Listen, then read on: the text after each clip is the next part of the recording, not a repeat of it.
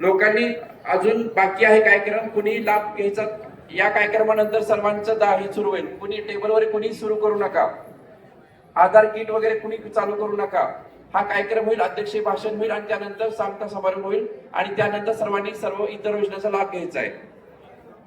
चला, मी पी.आय. साहेब यांना अध्यक्षीय भाषणाच्या अगोदर विनंती करतो की आपले मनोगत व्यक्त करावे. देशमुख साहेब. छत्रपती शिवाजी महाराज महाराजस्व सन्मान शिबिर याचं या ठिकाणी आज आयोजन केलेलं आहे. दौंड तालुका उपविभागीय अधिकारी कार्यालय व तहसील कार्यालय यांच्या आयोजन सहयोगाने या कार्यक्रमाच्या अनुषंगाने व्यासपीठावर उपस्थित प्रांत साहेब, सिद्धार्थ साहेब आणि तालुक्यातील मॅडम, त्याचबरोबर परिसरातील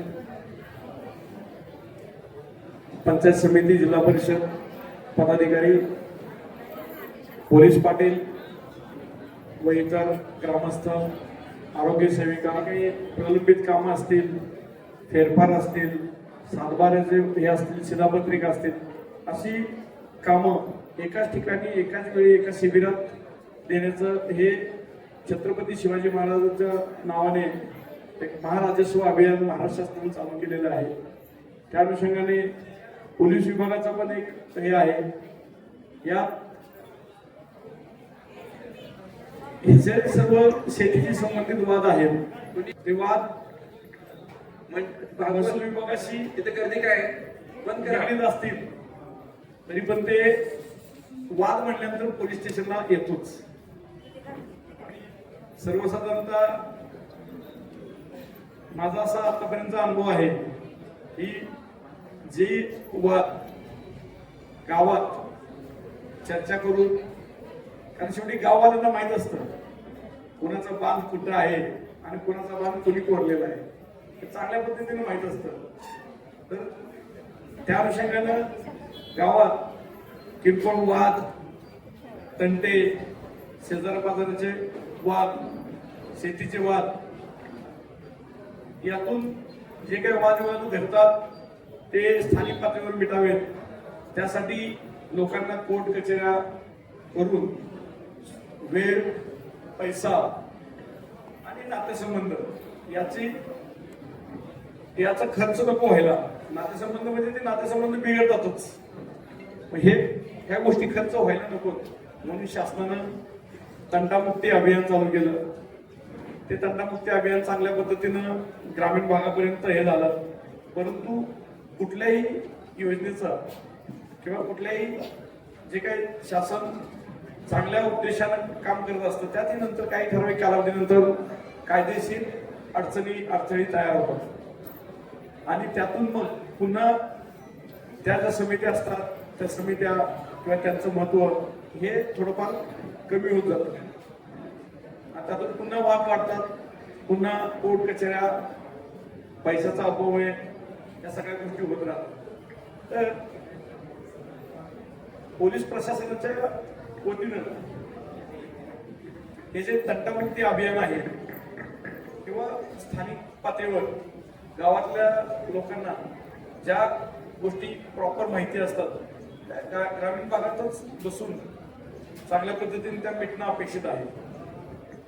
त्यासाठी आमचे बीट अंमलदार असतात, बीट अधिकारी असतात. वेळ प्रसंगी ज्या ठिकाणी आवश्यक आहे त्या ठिकाणी आम्ही किंवा तहसीलदार साहेब, प्रांत साहेब किंवा त्यांचे महसूलचे अधिकारी अंमलदार हे काम करत असतात. हा जर विषय काही ठराविक लेवलला तो ग्रामीण भागातच स्थगित झाला तर आपले नातेसंबंध पण चांगले राहतात. त्याचबरोबर पैशाचा अपव्यय, वेळेचा अपव्यय हाही चांगल्या पद्धतीनं वाचतो. फक्त यात शेवटी माणसाचं मन जर दुभंगलं आणि काही ठराविक गोष्टीत जर माणूस एकमेकापासून दूर गेला नंतर गेलेली वेळ, गेलेला माणूस किंवा गेलेले संबंध हे परत कधीच जोडले जात नाही. त्यासाठी सर्वांनी प्राप्त परिस्थितीत जे योग्य आहे आणि जे कायदेशीर आहे याचा एक सारासार विचार करून सर्वांनी तंटे जे काय असतील, आणि या भागात मी बघितलं जवळपास 70-75% काम हे शेतीच्या वादाचंच आहे. आणि त्यातल्या त्यात पुन्हा जवळच्या नातेवाईकांचंच आहे. म्हणजे त्या 70% जे 80% जे काम आहे ते शेतीच्याच वादाचं आहे. कारण पुण्यापासून आता पुण्याला जोडले गेलेलोच आहोत आपण. आता उन्नत मार्ग झाला की अजून जवळ पुणे येईल. त्यामुळं इथल्या जागांचे भाव वाढलेले आहेत, जागांचं क्षेत्र कमी झालेलं आहे, आणि त्यामुळं साहजिकच प्रत्येकाला इंच जागा अत्यंत महत्वाची वाटू लागलेली आहे. आणि त्यातूनच मग वादविवाद, समज गैरसमज हे वाढलेले आहेत. आणि त्यामुळं सगळ्यात जास्त वाद म्हणजे 70-75% जे वाद आहेत ते शेतीचेच आहेत. पोलीस ठाण्यात येणारे की जे विधार्थांनी कायदेशीररित्या ते दिवाणी बाब असते, परंतु त्याला मग लोक नातेसंबंध पण बघत नाही. बहीण भावाच्या विरोधात, भाऊ भाऊच्या विरोधात असे काही तक्रारी दाखल करतात की ते इथं सांगणं पण अवघड झालेलं आहे. किंवा आणि त्या जे 70-75% ह्याच्यात आहेत ते 80-90% हेच वाद आहेत. बहीण भावंडांचेच वाद आहेत, भावाभावांचे वाद आहेत, चुलता पुतण्यांचे वाद आहेत शेतीचे. आणि सर्वसाधारणतः आता इथं पुढे बसलेले किंवा पोलीस पाटील आहेत, सगळ्यांना हे माहिती आहे की आपण तिथं जेव्हा येतो तिथं चर्चा करतो त्यावेळी हाच विषय असतो की जो विषय घरात 4 चौकटीच्या आत बसून मिटण्यासारखा आहे, घराच्या उशीवर मिटण्यासारखं आहे, अगदी गेलं वगैरे पारावर मिटण्यासारखं आहे गावाच्या. परंतु लोकांच्या ईर्षेपोटी तो विषय पोलीस ठाण्यापर्यंत येतो, कोर्टापर्यंत जातो, तहसील कार्यालयापर्यंत जातो, आणि लोक स्वतःचा वेळ, मी पुन्हा तेच रिपीट करतोय, स्वतःचा वेळ, पैसा आणि नातेसंबंध हे पणाला लावतो.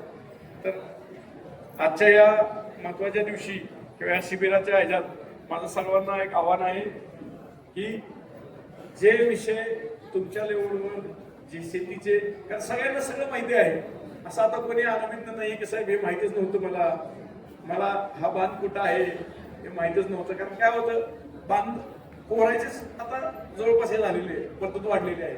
आपण रस्त्याला जाताना पण बघतो, सर्वसाधारणतः डांबरी रस्त्यात एक 5 फूट जागा सोडतात ना दोन्ही बाजूला, किंवा टेक्निकली मी नाही सांगू शकत, पण 5 फूट सोडतात. परंतु कित्येक ठिकाणी डांबरी रस्त्याच्या कडेलाच ऊस असा वर आलेला असतो. म्हणजे लोकांच्या ह्या ज्या अभिलाषा वाढलेल्या आहेत त्या काही कमी होणार नाही.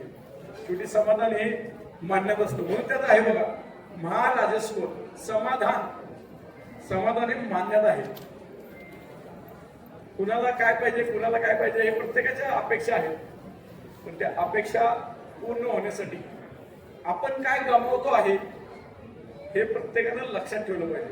शेवटी काय, आमच्यापर्यंत आल्यानंतर आम्ही ते कायदेशीर बाबीवर बघणार.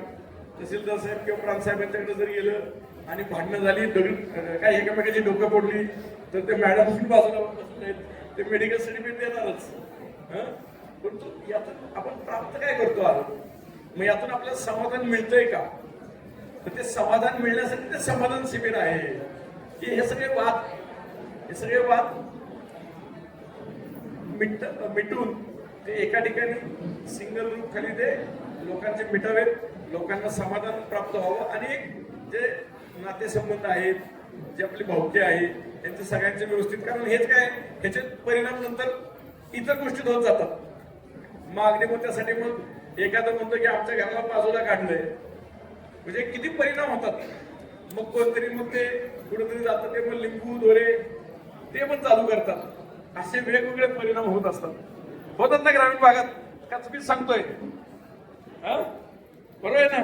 म्हणजे माणूस विचार कशा पद्धतीने करायला लागलेला आहे आता. मग त्यात समाधान आहे का? मानसिकता सकारात्मक आहे का नकारात्मक आहे? ह्यातून सुरू होतं. म्हणजे ज्याच्यासाठी समाधान पाहिजे आपल्याला, ते समाधान जर मिळत नसेल तर त्याला काय अर्थ आहे का? म्हणून या आजच्या या शिबिराच्या दिवशी महाराजस्व समाधान छत्रपती शिवाजी महाराजांच्या नावाने तेवढ्यासाठी आपण चालू केले की आपल्या महाराष्ट्राचे किंबहुना भारताचे आराध्य दैवत आहे. महाराष्ट्राचे तर आराध्य दैवत निश्चितच आहे की ज्यांच्यामुळं हे स्वराज्य आणि पुढचं हे राज्य हे आपण चांगल्या पद्धतीनं त्यांची प्रेरणा घेऊन आपण हे करतो आहोत. काल तिथीनुसार शिवजयंती पण झालेली आहे. तर माझी प्रशासनाच्या वतीनं सर्वांना विनंती आहे की या महाराजस्व समाधान शिबिराचा आपण छत्रपती शिवाजी महाराजस्व समाधान शिबिराचा आपण चांगल्या पद्धतीने लाभ घ्यावा आणि आपले तंटे बकेडे जे काय वादविवाद असतील ते स्थानिक पातळीवर जास्तीत चांगल्या पद्धतीने मिळतील याचा सर्वांनी सकारात्मक विचार करावा. या शिबिराला आपण सर्वजण आलात याचा चांगल्या पद्धतीने आपण लाभ घ्याल हे आशा व्यक्त करतो. आणि मला या ठिकाणी माझे विचार मांडण्यासाठी माननीय अध्यक्ष प्रांतसाहेबांनी संधी दिली त्याबद्दल त्यांचे आभार मानतो. धन्यवाद. जय हिंद, जय महाराष्ट्र. धन्यवाद देशमुख साहेब.